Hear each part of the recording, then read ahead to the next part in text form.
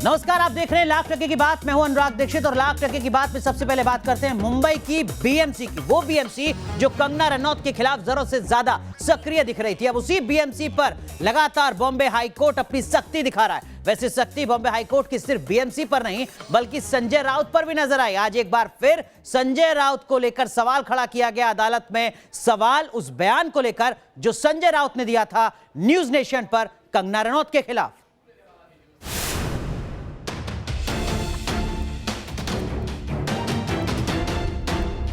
लगातार दूसरे दिन कोर्ट रूम में न्यूज नेशन का जिक्र। संजय राउत के कानून क्या है वाले बयान पर कोर्ट ने सवाल किया।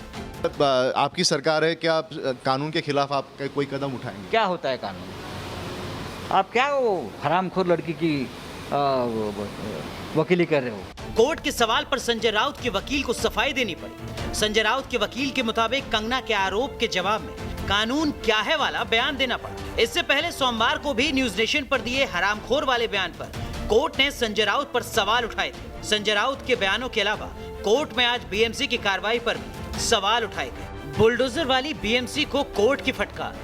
कोरोना काल में जिस तरह बीएमसी ने कंगना के दफ्तर पर बुलडोजर चलाया, उस पर पहले से सवाल उठाए जा रहे थे। हाईकोर्ट में बीएमसी की कार्रवाई के खिलाफ कंगना ने याचिका दाखिल की थी। सुनवाई के दौरान हाईकोर्ट के सवाल से बीएमसी अधिकारी पानी पानी हो गए। हाईकोर्ट ने बीएमसी से सवाल पूछा, निर्माण के वक्त कहां थे अफसर? जल्दबाजी में निर्माण को क्यों तोड़ा गया? जब पेंटिंग और फिनिशिंग का काम चल रहा था तब बीएमसी हरकत में आई, उससे पहले कहां थी? हाईकोर्ट के अंदर बीएमसी पर कंगना के मामले में सियासी दबाव में काम करने के आरोप लग रहे थे। बाहर कंगना ने बीएमसी अधिकारियों पर एक और संगीन इल्जाम लगाया। कंगना ने ट्वीट किया, बीएमसी ने मेरे सभी पड़ोसियों को नोटिस भेजा है। मेरा सामाजिक बहिष्कार करने की धमकी दी गई है। बीएमसी ने पड़ोसियों को धमकी दी है कि अगर उन्होंने मेरा समर्थन किया तो उनके घर भी तोड़ दिए जाएंगे। मेरे पड़ोसियों ने महाराष्ट्र सरकार के खिलाफ कुछ भी नहीं कहा है। कृपया करके उनके आशियानों को बख्श दिया जाए। कंगना बीएमसी पर गंभीर सवाल उठा रही हैं। वहीं हाईकोर्ट में मामले की अगली सुनवाई को अब सोमवार तक के लिए टाल दिया गया है। Team news nation.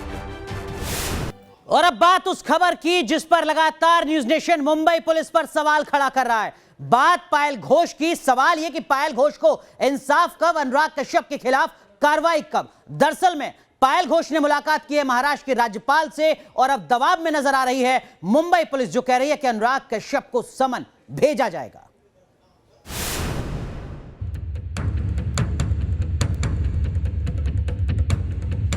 पायल की पुकार, अनुराग कश्यप को करो गिरफ्तार।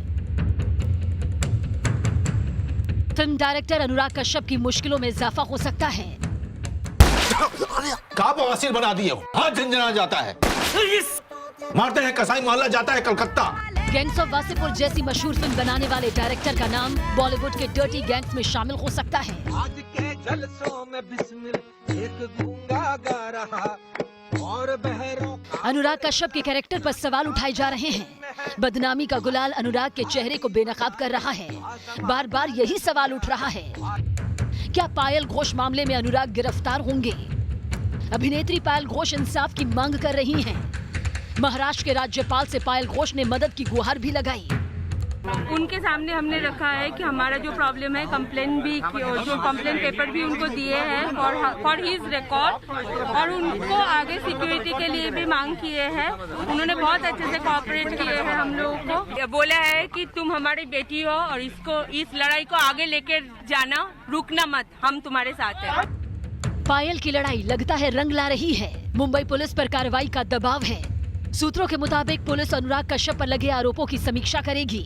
अनुराग कश्यप को समन भी जारी किया जा सकता है। पायल घोष को इंसाफ दिलाने के लिए हर तरफ से आवाज उठ रही है।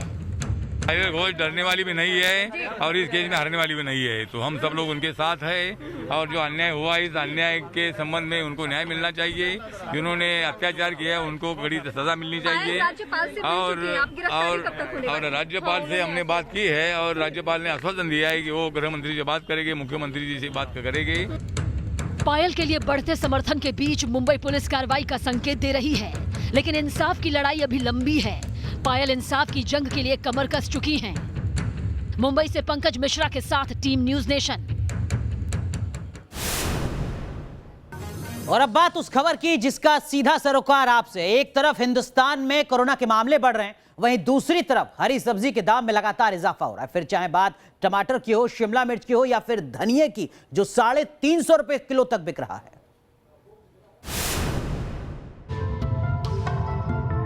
टमाटर फिर हो गया है लाल। हरी सब्जियों के दाम में आया है उछाल।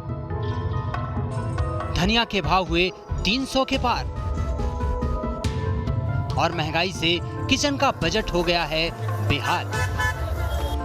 जो हरा धनिया सब्जी के साथ आमतौर पर मुफ्त में मिल जाता था और जो भोजन का स्वाद और रंगत बढ़ाता था, उसकी कीमत सुनकर आप चौंक उठेंगे। हरा धनिया 350 रुपए तक पहुंच गया है।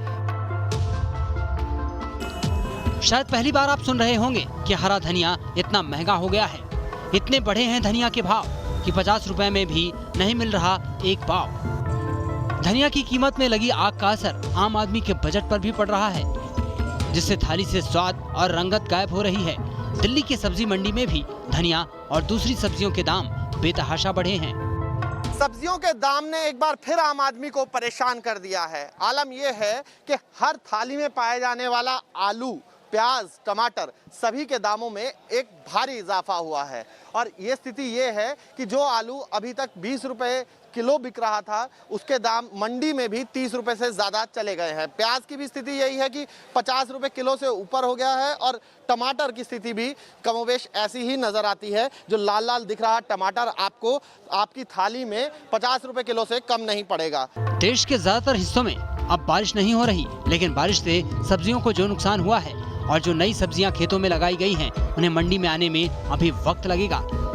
यानी धनिया की महक और हरी सब्जियों के स्वाद के लिए आपको अपनी जेब ज्यादा ढीली करनी पड़ेगी। Team news nation.